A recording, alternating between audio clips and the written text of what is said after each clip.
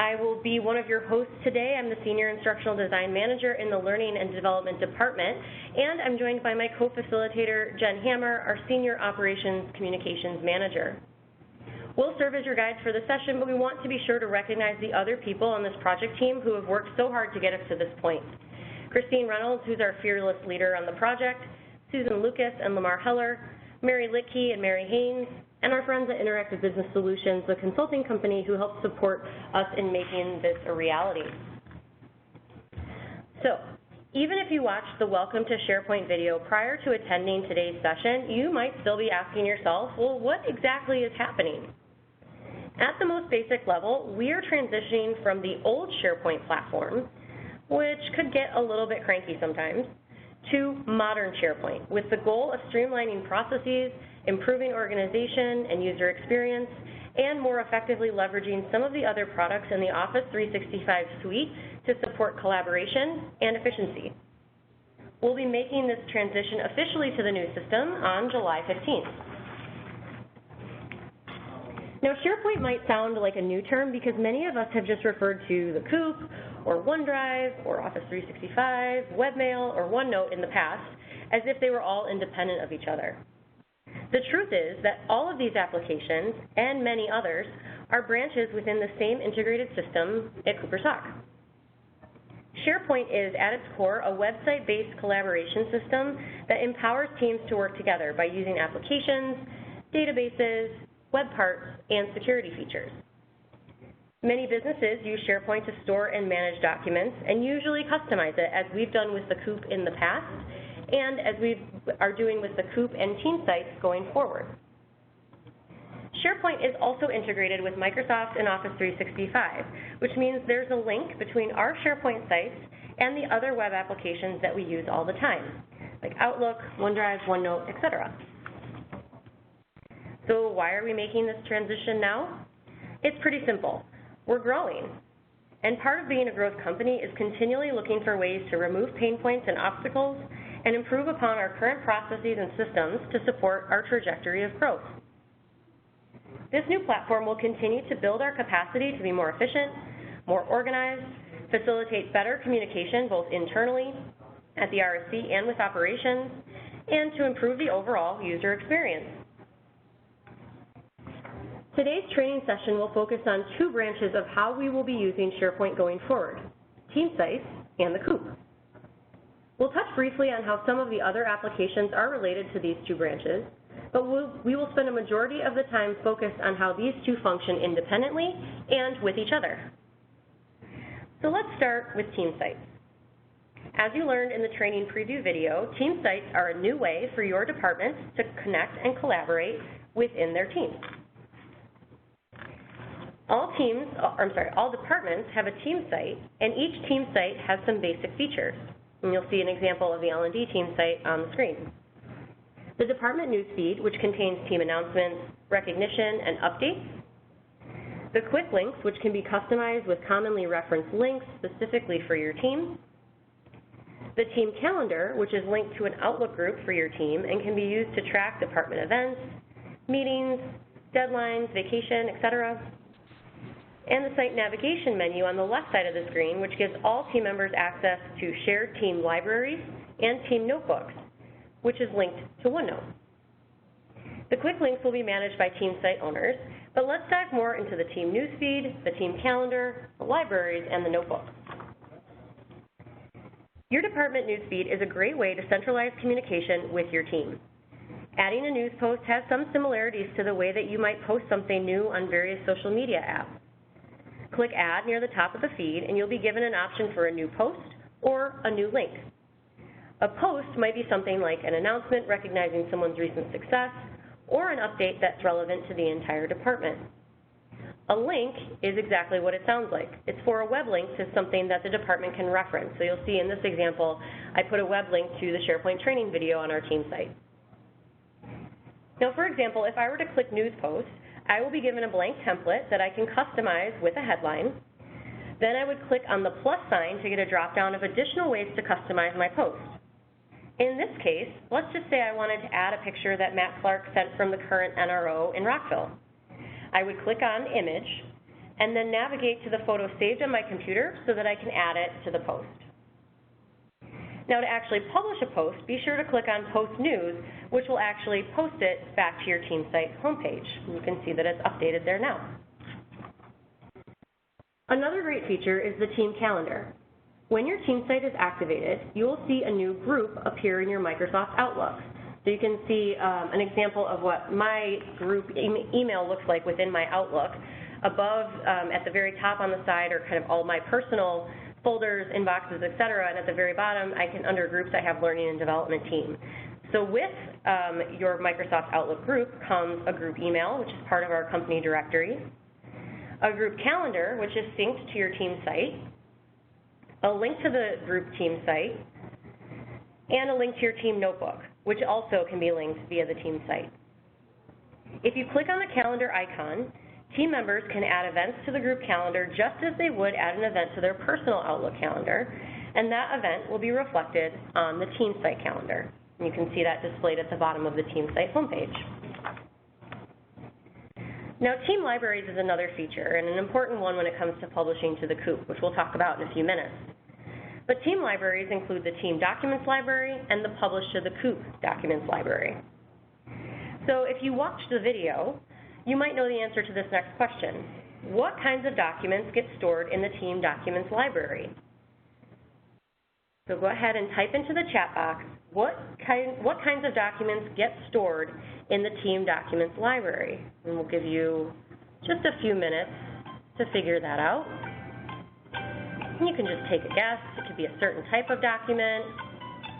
Maybe it has something to do with the permanence of the document. Yeah, Mike, SOPs, Kendall, SOPs, those are good examples. What else?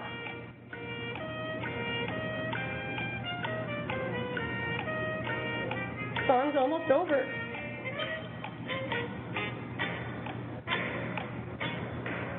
All right. Oh, we got some more answers in here. Okay, so let's see. We've got job aids, train, team-specific documents. Yeah, Megan, awesome.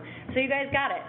The things that are stored in your Team Documents Library are your master team documents. So things like SOPs, references, rollout guides, the things that your team authors and that you want to keep because it either has a sense of permanence on your team, it's something that you would be the single source of truth around that particular topic or project, or if it's destined for the COOP, and we'll talk about that more in a minute. So to upload documents to the Team Documents Library, follow the same process that you would to upload a document to the OneDrive. Click on Upload, which will show you a drop-down menu, and then select Files or Folder, depending on what you want to upload. Then navigate to that document wherever it's stored on your computer or on the OneDrive, and then click Open, and your document will appear in the Team Documents Library. So we know that departments and project teams and individuals all have different ways of storing documents. So we wanted to provide some notes around document storage that might help you determine exactly which of your team's documents will make their home in your Team Documents Library. So the first type is the team site. So your audience for the team site is your department. Now there are a few team sites that are cross-functional, but for the most part, departments are team site specific, or I'm sorry, team sites are department specific. So your audience for that then would be people in your department, and it would be the things like processes, final versions of documents for historical purposes, those single source of truth documents that you want to make sure have a home where they can consistently be updated and tracked. And as I mentioned earlier, the team sites is also where you would store your documents destined for the COOP. Now, your OneDrive has a load of different ways that you can use it. So the audience for the OneDrive is variable. It could be personal docs that you're working on that you like to store there or you're creating for yourself. It could be documents that you just want accessible outside of your H drive if you're traveling and it would be easier for you to access documents in a web-based format.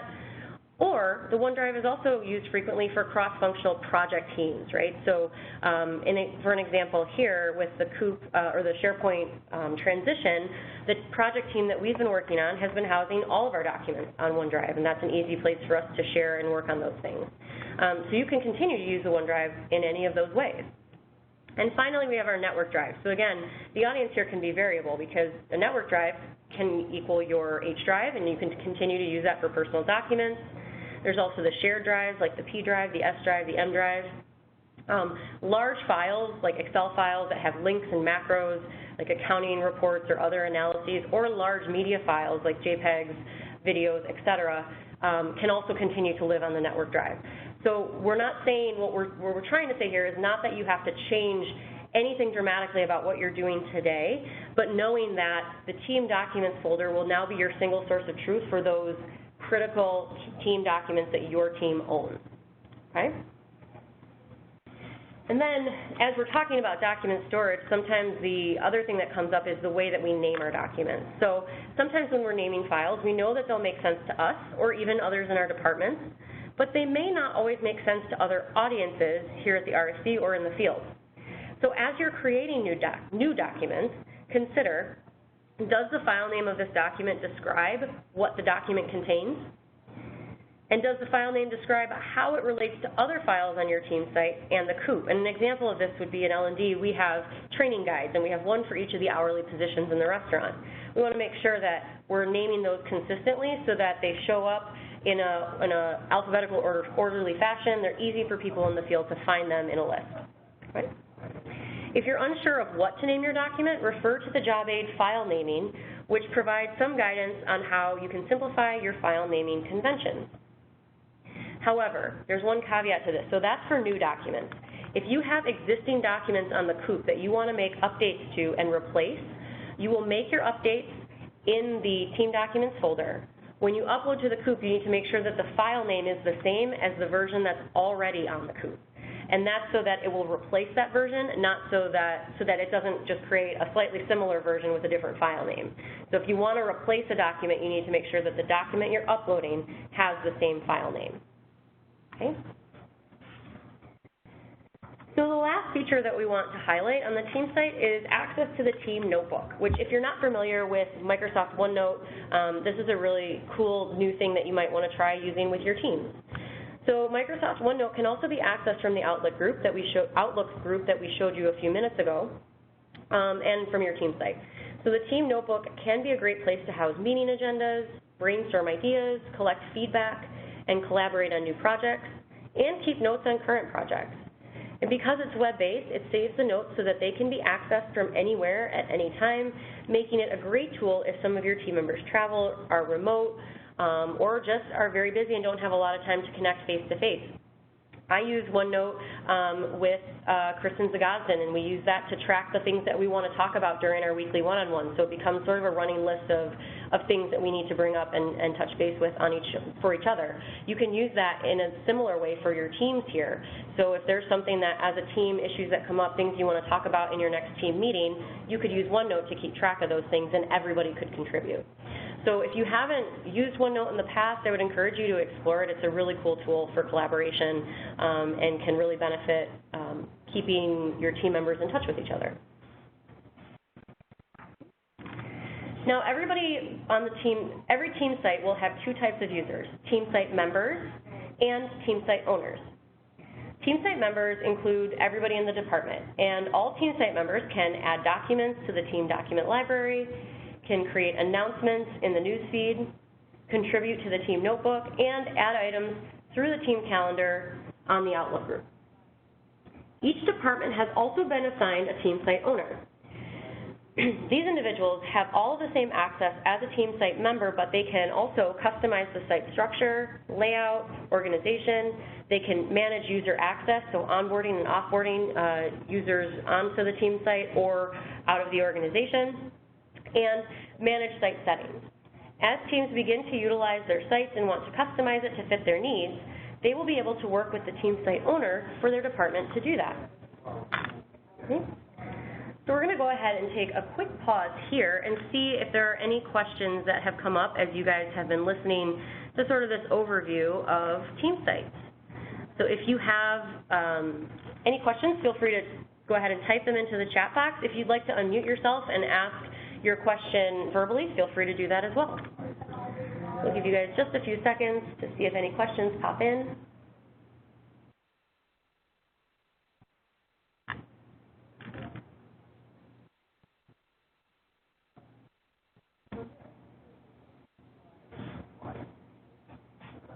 Right. So Kendall, can team sites have more than one team site owner? You are correct. So every team site will have 2 team site owners, one primary and one backup. And team site owners have already been identified. There are a few opportunities for some backup roles for some of the departments. And we'll be communicating out a little bit more about that, especially in team site owner training as well. But more to come on that. But yes, there can be more than one owner.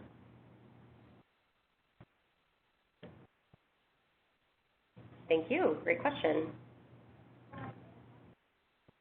Okay, so in the interest of time, we're going to continue to move on, keep on trucking here, and we will start talking about the coop.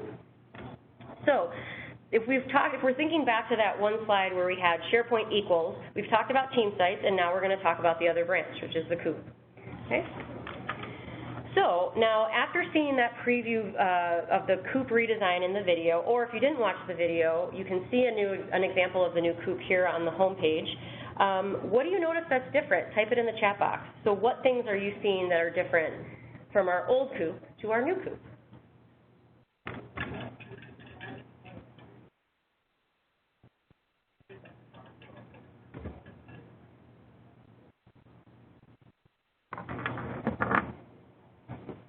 Yeah, Tom, the use of the tiles, absolutely. Links are listed on the right side, tiles for the departments. And the tiles that you're actually seeing on the right side are the old useful links that we used to have. But there are tiles for departments as well, and we'll talk about that in a second. Any other observations?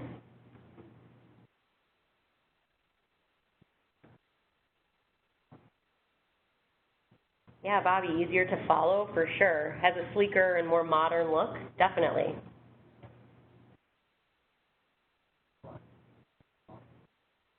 Yeah, Mike, the search bar looks different. It does look different. We'll talk about our new and improved search function here in just a moment. What about the navigation? So our navigation bar used to be on the left side of the screen. Where is it now?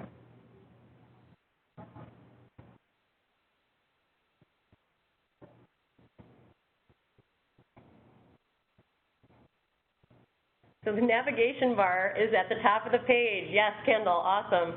So the options that you used to have to navigate through the coop were on the left side. Now they're on a top-line navigation bar. And when the coop launches and goes live on Monday, you'll be able to see kind of a better picture of what that really looks like. It's a little bit scrunched on our screen here.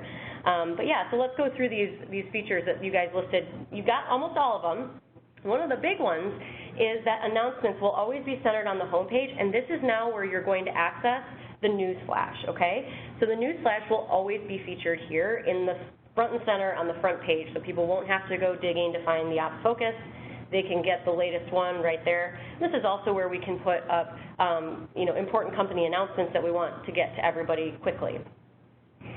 Useful links are categorized on the right side of the page as they were previously, but now they look like tiles, as some of you mentioned. And users can now navigate the coop using the top-line navigation bar or the new and improved search functionality. So we know that many people start looking for things with the search function, right? But the search was sometimes a pain point on the old coop because it didn't pull up the results that you needed. In this redesign, search functionality has been upgraded and improved to support better results and time spent seeking the resources that you need to do your job. The other way to find the resources you need is to use the top-line navigation bar, as I mentioned, and you'll see some familiar sections there. Operating documents, operational reports, video library, and RSC documents. You'll also notice 2 new sections for LRT materials and Wine Club facilitator documents. If you click on operating documents, you will be brought to a new screen where navigation is now organized by topic instead of by department. This means that users can navigate by need instead of having to know which department owns a document in which the audience is both operations and the RSC. So for example, if I was in the restaurant and there was a gift card outage, I would go to operating documents and click on emergency. Then I would be redirected to another set of choices where I would choose technology outage because it's the closest representation to what I need. Then I would see the list of documents associated with technology outages and select the SOP for gift card outage. So hopefully making the navigation experience a little bit more intuitive for our users.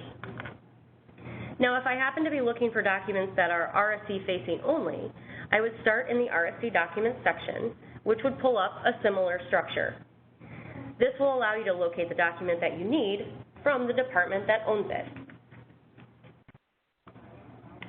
Now, you might be wondering, the new coop looks great, but how do I get my documents on there? So that's where we're headed next, but let's review what we've already learned. Our good old friend, the SOP, has returned just in time to help us review the steps for publishing a document to the coop. But before I let him give away the answer, I want you to take 30 seconds and just try to jot down some of the steps yourself. So those steps were covered in the preview video. So just take a few minutes or a few seconds, jot down a few steps, and I'll give you a hint. Your first step is on the team site in the team documents library. Okay? Take a few seconds here.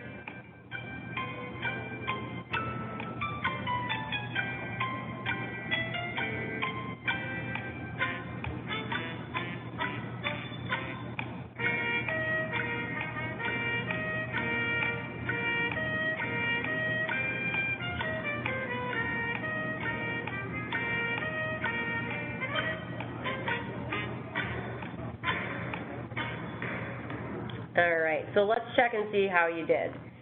If you think that you got a lot of the steps right, go ahead and give me a smiley face in the chat box. And if you don't think you did so well, you can give me a frowny face. Give me a smiley face if you think you got some steps right, and a frowny face if you're not really sure. Oh, Bobby gave me a smiley face and a frowny face. Oh, no.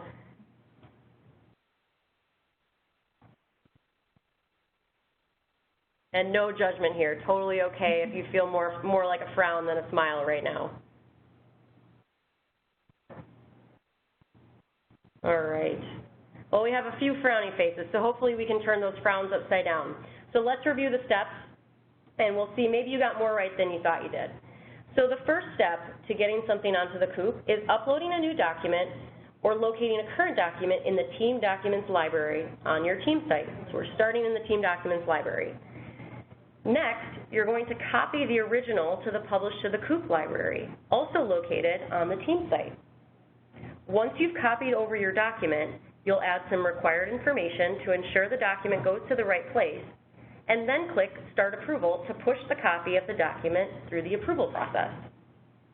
So, maybe you did a little bit better than you thought, or maybe you didn't, but that's okay because now you know what those kind of three major steps are. So again, one thing I want to emphasize here is that when you're moving a document from the Team Documents folder to the coop, you're creating a copy of that master document into the Publish to the Coop library, okay? So you're not putting the master document into the library and putting that on the coop, you're putting a copy of the master document.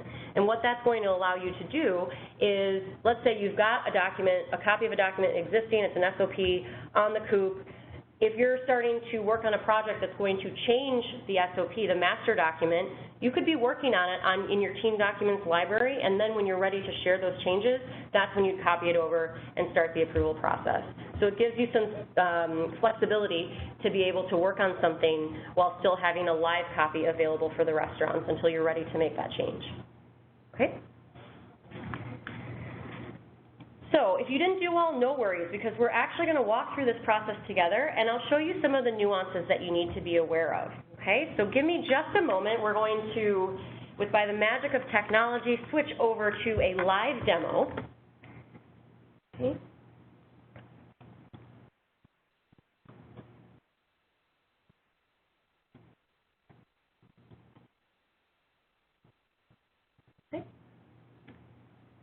All right, so you guys should be seeing my L&D team site, the home page, in front of you on the screen. Okay, so as I mentioned, if you want to publish something to the coop, you need to start in the Team Documents library. So from the home page, you'll click on Team Documents, and that pulls you into the team documents library. Now, something that I want to mention is if you look at what we have here, we have a lot of documents, and they're organized alphabetically, but there's a lot of different ways that you can look through these documents as well. So if I wanted to see what was modified, if I had just uploaded something, I could click Modified and go newer to older to see what was most recently updated or uploaded so I could find my document. But I'm going to go back to newer to older here. There we go. All right, so if I'm going to upload my document, I'm going to start with an ops-facing document, okay? So something that's destined for an ops focus and for our ops and RSC audience. So I'm going to go ahead and click on Upload. And depending on what it is I'm uploading, I'm doing a single document, but theoretically you could upload an entire folder here. But in this case, I'm going to upload files, just one. And I'll be finding it on my desktop. I'm going to click on Rollout Guide for the thank you promotion and click Open. Okay. Oops. I'm going to go ahead and replace that one.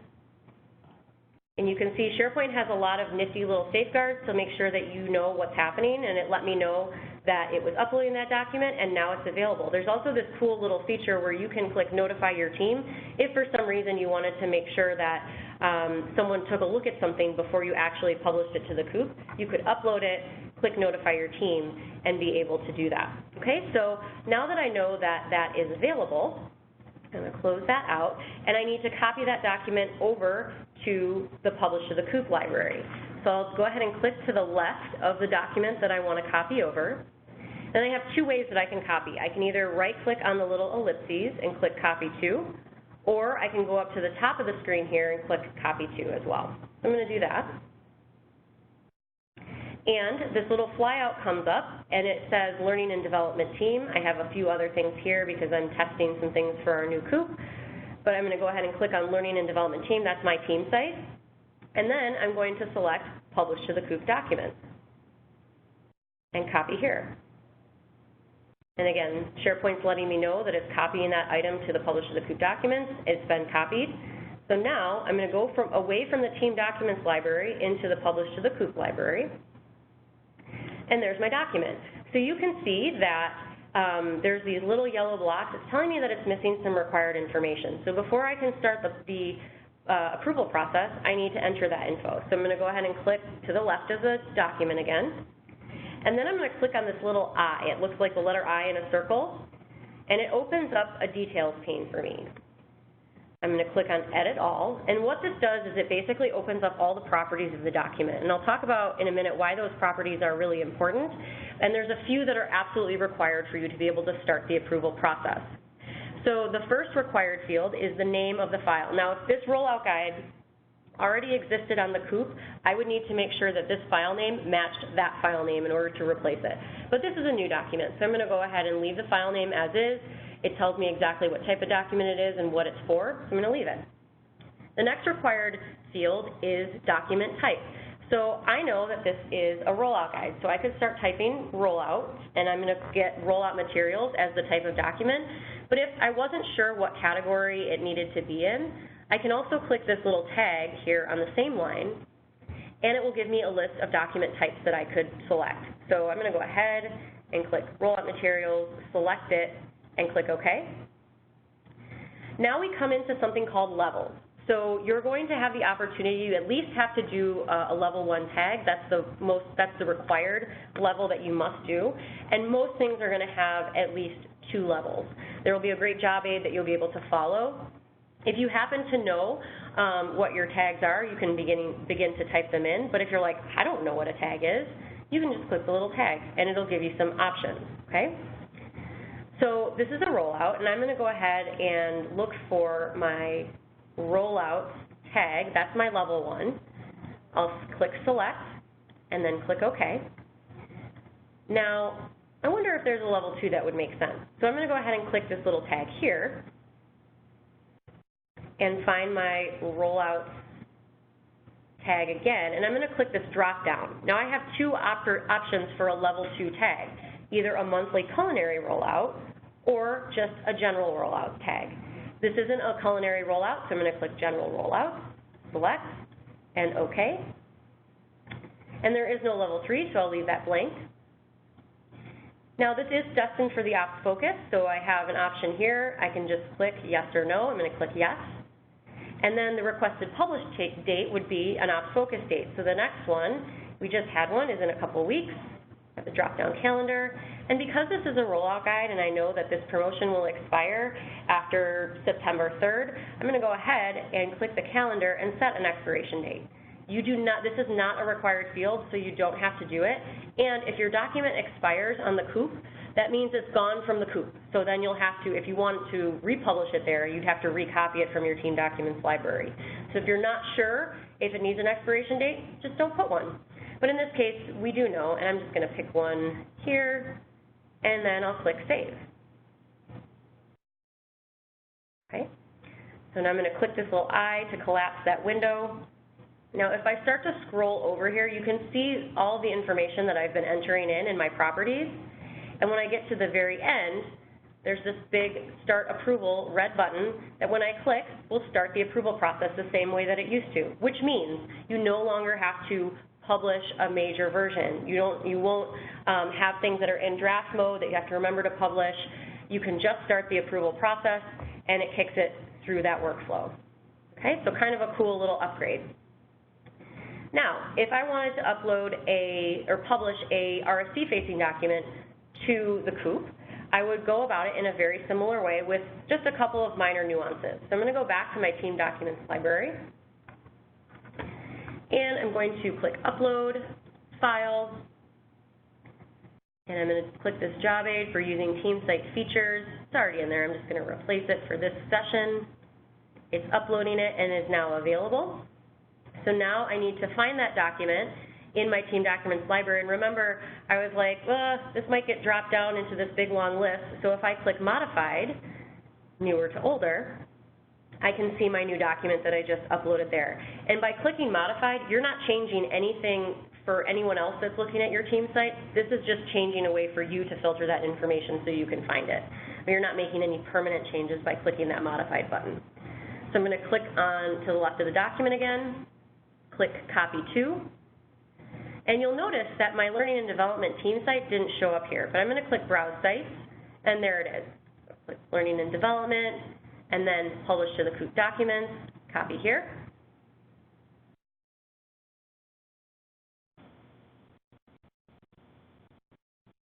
Copying it over, says it's copied, and now it should show up in this library, and I'm going to go ahead and refresh here. There it is. So it's showing me again that I have required information that I need. I'm going to click to the left of the file name and click on the little I with the circle in the details pane, edit my properties for the document.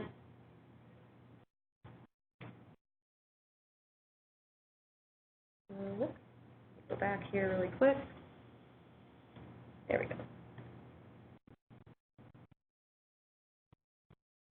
Click on Edit All. Okay, so this is my RSC facing document. I see here that I have my file name, and I know that my next required piece of information is a document type. I know that it's a job aid, so I'm going to go ahead and start typing that in. And then our department has auto-populated Learning and Development. Now, this is what's different for a RSC facing document versus an ops facing document. My level 1 for an RSC facing document, RSC only, will be RSC documents. So you can start typing that in and it'll auto-populate. You can also find it in the tag tree, okay? So if I look in my tag tree, I see RSC documents there, it's selected, and I'll click OK. So then for a level 2, I want to put this under L&D. So we'll wait for my tree to open up here. I'm going to go back to RSC Documents, drop down the tag tree for that, and click on L&D, select it, and click OK. This is not for a newsflash, so I'll click No. And because it's not for a newsflash, I want it to go today. I'm going to pick tomorrow just so that it doesn't end up on there today. And it doesn't need to expire because this is something that can be used for an indefinite amount of time. So I'll click Save. And then we'll close our pane here. You can see that information that I just entered. I'm going to go scroll all the way over to the right and click Start Approval. And that's it. So you might be wondering about the tags and what their purpose is, and I'll talk about a little bit more about that in a second, but at the very basic level of what the tags are, is it's really defining where your document is going to, how people are going to get to your document on the new coop. So if you remember that file or that tile structure, level 1 would be the initial tile people see, level 2 would be the secondary tile that they see, and so on and so forth. So the tagging is really important to making sure that your document gets to where it needs to go. Okay. All right. So that concludes our live demo. We're going to go back to our PowerPoint here. So bear with us just momentarily.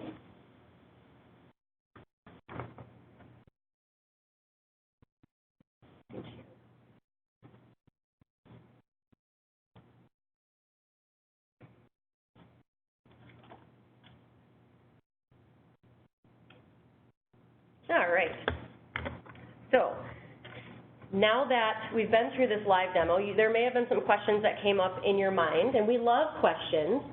In fact, they're my favorite thing. So we actually came up with a few frequently asked questions that we thought might have been coming up for you as we went through that demo. So the first one is about tags. And you may be saying, like, so what, what's the big deal? It seems like a lot of extra work. And you're right, it is a couple extra steps, or it's a couple extra things that you need to add before you can start the approval process, but they are super important, primarily for the reason that I just stated, whereas it's the way that people are going to walk through the coop to get to your document. But it's also going to help us keep our documents more organized, more relevant, and make the whole navigation experience and the search experience more effective. So in this example, like I said, tagging your documents with levels determines how the user will click through it. So in this example, if I was uploading a training guide, I would need to tag it first as training, then as hourly training, and then as training guide to make sure that it ends up under that tile on the coop, so that when an LRT is looking for a training guide, they can find it under that tile. If I called it something else, like trainer resources, or I gave it that tag, it won't be where they need it. And an important note here, if you have a document that is RSC facing, your level 1 will always be RSC documents, okay? Now, if that sounds overwhelming, don't worry, there's a job aid to help you until you get the hang of it. And above all, and this is the most important part, don't be the reason that your document ends up as an orphan. So tagging is really critical to making sure that that doesn't happen. We don't want to make our friend the SOP sad like that. So as you're entering tags into your required information field, SharePoint does have a safeguard to make sure that you don't miss anything. So they don't have a safeguard to make sure that you don't do it incorrectly, but they do have a safeguard to make sure that you don't miss it. So if you miss any of the required fields and try to start the approval process, SharePoint will send you an email to let you know that you're missing required information. Your document will continue to sit in the Publish to the Coop library until you have entered that required information, and it will not move through the approval process. So you can even see on the screen under those required fields, if you're trying to move through this property screen and you don't enter stuff in those fields, you'll get that little red text that says, you can't leave this blank. It's very direct, very blunt. You can't leave this blank. So that's one safeguard. But if you happen to bypass that and you still try to start the approval process, you will get that email letting you know that you need to do that, and your document will be in the Publish to the Coop document library for you to enter that information. Okay? So the next question, well, what if it happens when my document isn't approved? So again, SharePoint has a nifty little safeguard. So even if we fill in the required information, your document still might not get approved. It could be because of an error in the document, missing information, or an issue with the timing of the document going out in the ops focus. If this happens, you will receive an email from SharePoint containing information from the approver as to why the document is not approved. So they may have comments like, link is broken, or missing a date for the rollout, or need to update the task list. Some sort of feedback from the approver will be in that email that you get from SharePoint. To make the changes, you will have to go back to the Team Documents library, make your updates to the document, and then copy it back to the Publish to the Coop library and start the approval process again. And this is because SharePoint is assuming that you need to make changes to the fundamental aspects of your document, and they want you to do that where the masters are kept, which is the Team Documents library. And because if you were to do that in the Publish to the Coop library, you would just be making changes to the copy and not to the master. So that's why it kicks your document back to the Team Documents library. And that's where you would need to make those changes. Okay. Now, let's say that you've tagged everything correctly, it's been approved, and you've gotten all the required information in. You get it on the Coop and you realize there's a mistake. So what do you do if you need to delete a document from the Coop? Well, basically documents can only be deleted by the Senior Ops Communication Manager, or Jen, or IS. So if you need to delete a document, just go ahead and submit an IS ticket, and we'll make sure that that gets done for you. Now finally, there are a few folks out there who are responsible for operational reports. If that's you and you know who you are, you will have additional permissions that will allow you to upload these reports directly to the Coop via the Operational Reports library. You will have access to edit and delete those documents as needed, and there's a job aid for managing operational reports on the Coop. So you won't have to store those reports in any sort of team site folder or publish to the Coop folder. You will just be able to make those uploads and changes directly on the Coop itself. Okay? Very similar to how you do it today. All right. So that brings us just about to the end. We have a couple more slides, but I wanted to make sure that you guys know what support is available to you and give you the opportunity to ask some questions. So if you do have questions, go ahead and type them into the chat box, or you can unmute yourself and ask them aloud if you would like. And while we're waiting for any questions to pop in, I just want to review sort of the lifelines, if you will, that you have. So for training, if you have any questions about anything that you saw today on our webinar, if you're a team site owner, you're not sure when training is, if you have questions about the job aids or the references or the videos that you've seen, you can reach out to me in L&D. If you have questions about change management, so not being sure how to work with your team for the team site or not understanding how this is going to impact your team, please talk to Christine Reynolds in Business Solutions.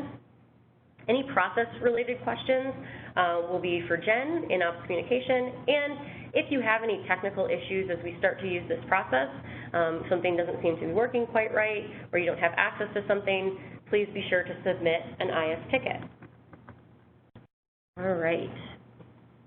And again, if you have any questions, feel free to pop those into the chat box. But we'll keep moving just for the sake of time. So timeline and next steps. So team site owner training, as I mentioned, we had one session that happened today. We'll have one again tomorrow. Again, those people know who they are, but if you're unsure of when that session is, if you're a team site owner, please let me know. We'll be making this transition officially to this new SharePoint on July 15th, which is Monday. So when you open up your computer Monday morning, you'll have access to your team site and to the new Coop. And the first newsflash submission, and this is important, using the new process, is July 18th is that deadline. So noon on Thursday the 18th will be the deadline for submitting to the Next Stop Focus using our new process, which is actually a great thing because you're going through this training right now and you'll have an opportunity to practice it early next week. Okay? And then finally, we've also armed you with a lot of tools. So you'll have access to a number of job aids and references and training videos as well. So we have job aids for using the team site features, how to publish to the Coop, types of Cooper Talk documents and file naming, how to tag and what levels are available to you, managing operational reports, and navigating the Coop, which if you saw the Ops Focus from yesterday, that reference was already part of that communication, so our field already has that as well. And then our training videos, how to upload documents to the team site, how to publish to the Coop, how to handle emails related to rejected or unapproved documents or missing information, and then a video about navigating the Coop as well. And it walks you through basically the same thing that you saw today around how to get in and around the Coop. Okay. Kendall looks like she has a question. So who approves documents, and does SharePoint approve automatically? Jen, you want to take that one? Hi. So for documents that are for your team site, which are going to be the source of truth documents for your department or your team, those no longer need to be approved by the department approver. So when they're in their finished form, just leave them in your team documents as your team has decided to organize them.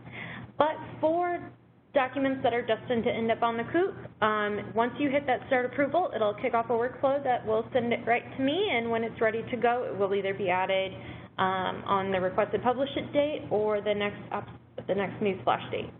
Awesome. Great question, Kendall. All right. So that about does it. Looks like we don't have, oh, we do have another question. Okay.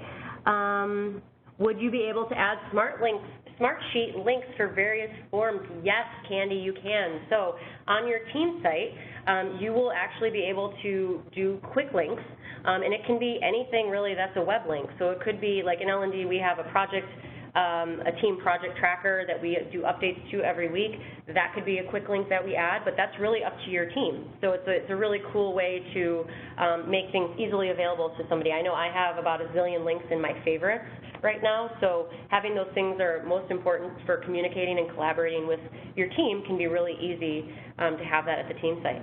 Great question.